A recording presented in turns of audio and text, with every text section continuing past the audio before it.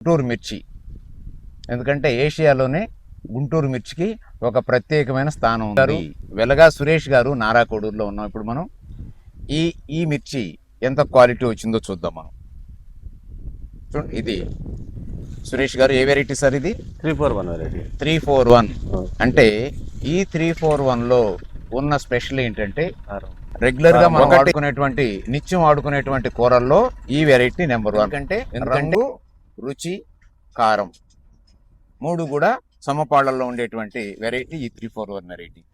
ప్రపంచానికి మంచి మిర్చి వెళ్ళాలి అంటే అది కేవలం రైతు చేతిలోనే ఉంది.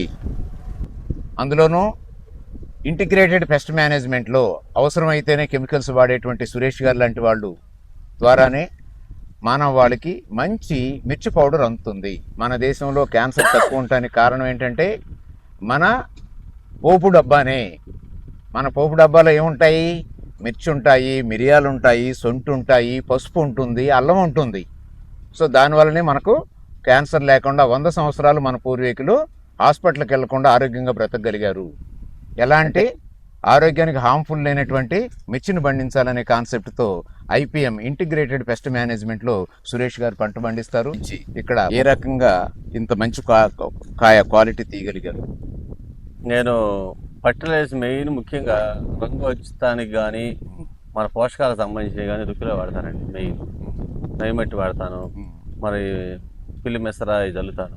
మెయిన్ కాయ కలర్ రావడానికి కారణం 5 దోహదపడతాయి. ముందు మెయిన్ మీరు పశువుల ఎరువులు కూడా వాడతాను. పశువుల ఎరువు అలా 7 దోలేదు అనుకోండి, నెక్స్ట్ ఏడు పిల్లి మెసర వేస్తాను. పిల్లి మెసర వేసి రోడావేటర్ వేసేస్తాను. అంటే సాయిల్ హెల్త్. తర్వాత నేను చేస్తాను మామూలుగా ఈ కంపల్సరీ పొటాషు, డిఏపి ఎరువులు దుక్కులో ముందు పోస్ట్ పెట్టేస్తాను. మామూలుగా ప్రతిసారి నేను ఏది వర్షాలు దెబ్బతింటాయి అనుకోండి, దెబ్బతినక ముందే నేను కనిపెట్టి సూపరా ఒకటి సాళ్ళలో పోయి పెట్టు. సూపరా ఏంటంటే కాయ గెడతానికి ఉపయోగపడి. మళ్ళీ మందులు వచ్చేసరికి మామూలుగా నల్లి ఒకటి ప్రభావం మిర్చి మీద బాగా ప్రభావం పెట్టి వాడతారు కానీ మీరు తప్పదండి, కొన్ని వాడాలి. వాడకపోతే మిరకాయే కాయదు. ఈ మందులు కూడా వాడతానండి ఆర్గానిక్ లో. ఈ మందులు వాడటం కూడా నాకు బెస్ట్ అనిపించింది. ఇంకా టెక్నాలజీ వచ్చి అన్నాడు, నెక్స్ట్ వచ్చేసరికి ఆర్గానిక్ బాగా ఎక్కువగా వాడదాం అనుకుంటున్నాను.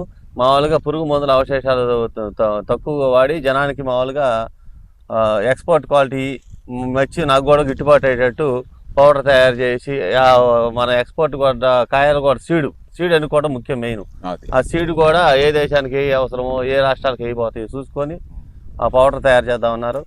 నెక్స్ట్ ఆ ప్రాసెస్లో ఈ ఆర్గానిక్ వాడి జనానికి మామూలుగా మంచి మిర్చి, అవశేషాలు లేని మిర్చి అందియాలని నా ఆలోచన అండి. సో ఈరోజు మంచి క్వాలిటీ పంట తీయాలని, ప్రజారోగ్యం కాపాడాలని కోరుకుంటూ రైతు సురేష్ గారిని థ్యాంక్ యూ సార్. ఓకే.